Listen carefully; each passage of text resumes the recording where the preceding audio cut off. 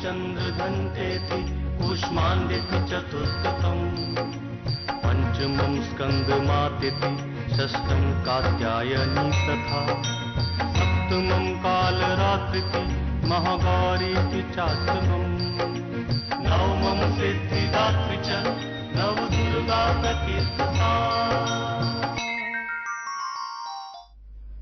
जय माता दी और आप सभी का स्वागत करते हुए हम हार्दिक अभिनंदन करना चाहेंगे, उनके श्री कमलों में कोटि कोटि नमन कहेंगे जो इस वक्त हमारे साथ जुड़े हुए हैं श्री सिद्ध शक्तिपीठ शनिधाम से श्री श्री 1008 महामंडलेश्वर परमहंस दाती जी महाराज। बाबा जी आपके कमल चरणों में कोटि कोटि नमन। नमो नारायण, जय माता दी।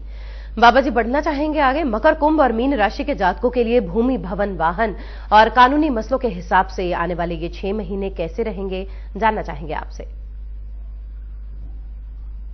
जी माते, मैं उस पर जरूर आऊंगा, लेकिन जब मैं आपने प्रोग्राम शुरू किया तो आपने माँ की चर्चा की थी कि हम जरा 1 मिनट इस बात मेरी, क्योंकि ये कवि की बड़ी सुंदर बात है, उसका हृदय था जो मैंने सुना था। माँ आपने भी कहा कि जब हम छोटे से थे, माँ की गोद में थे, स्तनपान करते, हमारा एक स्तन माँ के मुंह में था, दूसरा स्तन अपने छोटे छोटे पैरों से कितनी बार मार रहे थे। माँ लात खा रही थी और हमें दूध पिला रही थी। मित्रों, रोज मार खाकर भोजन देने वाले की परम शक्ति किसी में है तो सिर्फ मां में है। और मुझे रमेश जी की 4 पंक्तियां याद आ गई जो कवि ने सुनाई थी कि हम बहुत रोते हैं लेकिन दामन हमारा नम नहीं होता। हम बहुत रोते हैं लेकिन दामन हमारा नम नहीं होता। इन आंखों के बसने का कोई मौसम नहीं होता। मैं अपनी दुश्मनों में भी महसूस रहता हूं क्योंकि माँ की दुआओं का खजाना मेरे साथ रहता है। माँ की दुआएं हमारे साथ रहे, इसलिए हमारे कर्मों में सुधार होना चाहिए। हमारे कर्मों में सुधार होना चाहिए। हमारे कर्मों में सुधार। ये नवरात्रों का पावन पर्व है और कवि ने जो हृदय के भाव आपके सामने मुझे रखने में बड़ा आनंद आया। ये मेरा नहीं, लेकिन मैंने सुना, अनुभव किया, मुझे लगा कि वास्तव में इससे बड़ी कोई पूजा हो नहीं सकती और माँ से बड़ी कोई देवता मुझे मिल नहीं सकता। माँ की पूजा करो, आपका कल्याण होगा। और अब बात करते हैं मकर, कुंभ और मीन राशि। मकर और कुंभ और मीन राशि भूमि, भवन और वाहन के हिसाब से ये आने वाले 6 महीने कैसे रहेंगे। तो मकर राशि वालों के लिए सफलता से भरा हुआ है भूमि और भवन का मामला। आवास परिवर्तन मनोनुकूल रहेगा, लेकिन इनकम टैक्स, पुलिस केस और कानूनी मसलों में थोड़ा सा सावधानी अपेक्षित है मकर राशि वालों। नमूना बात करते हैं कुंभ राशि। कुंभ राशि वालों के नवरात्रे लाभ का संकेत देते हैं। भूमि, भवन और वाहन की प्राप्ति खरीदने और बेचने दोनों में ठीक है, परंतु अगस्त के बाद 2 नवंबर तक विवादित सौदों में पूंजी निवेश करना लाभदायक नहीं रहेगा। विवादित सौदों पूंजी निवेश कर सकते हैं, लेकिन ध्यान रखना विवादित सौदों में मत करना। साफ सुथरे सौदे तो लाभ ही लाभ है। हाँ, सरकारी कार्य में छेड़छाड़ करने से कानूनी समस्याओं का सामना करना पड़ सकता है। नमूना बात करते हैं मीन राशि। मीन राशि वालों के लिए नवरात्रि भूमि, भवन और वाहन में निवेश के लिए मनोनुकूल संकेत। इस समय किया गया पूंजी निवेश ठीक रहेगा। कोर्ट कचहरी के मसलों में आपको सफलता मिलेगी और खुशियों से भरा रहेगा आपका दिन। नमो नारायण। बहुत बहुत शुक्रिया बाबा जी इन 12 की 12 राशियों के बारे में बताने के लिए और इतनी सुंदर जो आपने पंक्तियां कही हैं उन्हें याद करवाने के लिए कि वाकई वो लोग सौभाग्यशाली हैं जिनके पास माँ होती है और घर पर जिनकी जननी उनके साथ रहती है।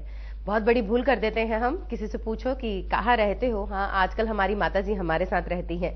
तो ये आपने बहुत अच्छा एक हमें किस्सा सुनाया हुआ है किसी कार्यक्रम के माध्यम से। हम कभी नहीं भूल पाते वो बातें जो हमारे जीवन से जुड़ी हुई बातें हैं।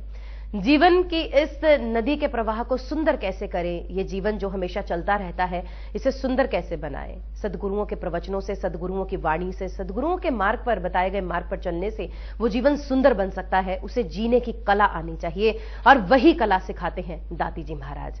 ये कार्यक्रम तो है ही दोस्तों। माँ ने तो बस एक कहते हैं कि दिन दिए हैं खास कि हम उनकी आराधना करें, लेकिन सबसे ज्यादा अहम जो देखा गया चक्रों के जागृत करने के लिए हर दिन माँ जो है अलग चक्र जो है वो जागृत होता है। तो ये कहीं ना कहीं उन योगियों के लिए, उन अध्यात्म में डूबने वाले लोगों के लिए है जो साधना के पथ पर आगे बढ़ना चाहते हैं। हम उनसे संबंधित भी चर्चा आने वाली कड़ियों में जरूर करेंगे दाती जी महाराज के साथ। और बाबा जी आपके पास तो इतना अनुभव विशाल है, जितने खजाने हैं हम उन खजानों में से हमेशा लूटने का प्रयास करते हैं। लूट सको तो लूट लो, राम नाम की लूट है। तो यहां पर माता रानी के नाम पर हम चाहेंगे भूमि, भवन, वाहन और कानूनी भूमि, भवन, वाहन जिनके पास नहीं है, एक जनरल उपाय सभी के लिए।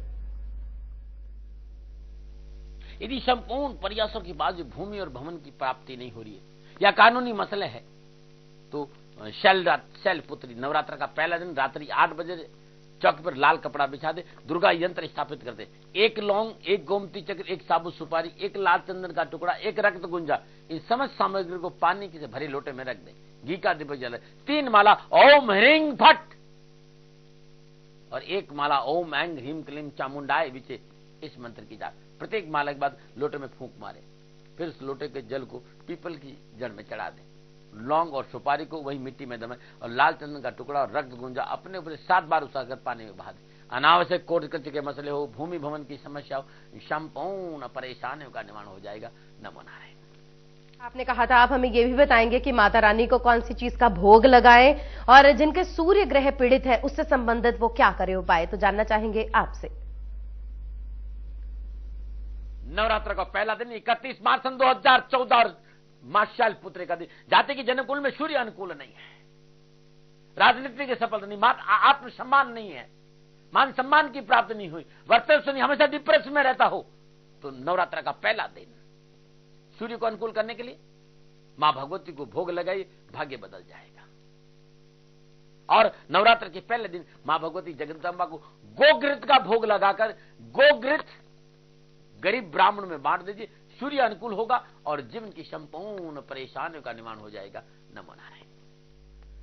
बहुत बहुत शुक्रिया दाती जी महाराज, और आपने इतनी सुंदर चर्चा की है आज। हमेशा की तरह इस कार्यक्रम के माध्यम से चलते चलते हम अपने दर्शकों को याद करवा दें, आप दाती जी महाराज से मिलना चाहते हैं। यहां पर एक प्रश्न मैं जरूर पूछना चाहूंगी बाबा जी, इन नवरात्रों में जहां आप साधना कर रहे हैं, जो शनिधाम पहुंच रहे हैं, उन लोगों के लिए क्या प्रावधान है? माते अब तो बुकिंग बंद हो गई है। ये 9 दिन मेरे साथ हजारों जोड़े बैठेंगे 5 घंटे के लिए, शाम 6 से लेकर रात्रि 10:30 बजे तक, और अद्भुत जाप, अद्भुत प्रणव, अद्भुत 5 घंटा जाप होगा, अद्भुत। और फिर हर रोज आप सब लोग जानते कि मैं 4 घंटा हर रोज अग्नि स्नान करता हूं। उस अग्नि स्नान में सभी लोगों को दर्शन का मौका मिलेगा। अद्भुत है नवरात्रे मेरे लिए।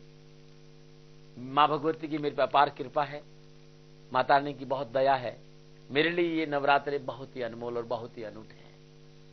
आप सभी लोगों से कह रहा हूं कि नवरात्रों में दर्शन के लिए श्री शनिधाम, शनि तीर्थ, असोला, फतेहपुर बेरी जरूर आना, क्योंकि ये उस समय ऊर्जा से परिपूर्ण रहती है।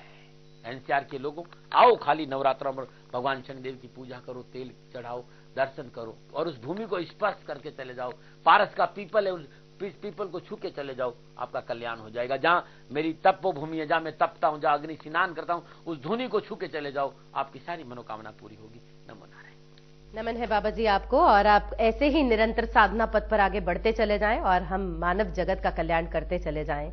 तो ये नवरात्रे भी हमेशा की तरह रहेंगे खास, क्योंकि MH1 न्यूज के माध्यम से आप मनाएंगे नवरात्रे दाती संग, और हर रोज हम एक दिन पहले मां के स्वरूप की चर्चा करेंगे दाती जी महाराज के साथ। राशियों के अनुसार जानेंगे कि क्या कहते हैं नवरात्रे, कौन से खास उपाय, कौन से ग्रहों से संबंधित हम उपाय करें, और बहुत बहुत सुंदर जानकारी जिस तरह से आज भी बाबा जी ने दी, तो हमेशा ही ये जानकारी लेने में हम कहीं पीछे नहीं रहेंगे। किसी भी तरह की अतिरिक्त जानकारी चाहते हैं, स्क्रोल पर नंबर नीचे है, आप उन्हें नोट करना ना भूलें। चाहे वो दाती गुरु मंत्र जन्म कुंडली है, आप किसी भी विषय के ऊपर दाती जी महाराज द्वारा लिखी पुस्तक को मंगवाना चाहते हैं और इन दिनों में स्वाध्याय करना चाहते हैं, तो भी आप इन पुस्तकों के लिए ऑर्डर प्लेस कर सकते हैं। स्क्रोल वाले नंबर ही आपको नोट करने हैं। दाती जी महाराज आपके कमल चरणों में कोटि कोटि नमन। माता रानी करे कि आपकी ये जो पथ साधना पर आप बढ़ रहे हैं, साधना के पथ पर यूं ही बढ़ते रहें और लोगों का कल्याण करते रहें। जय माता दी।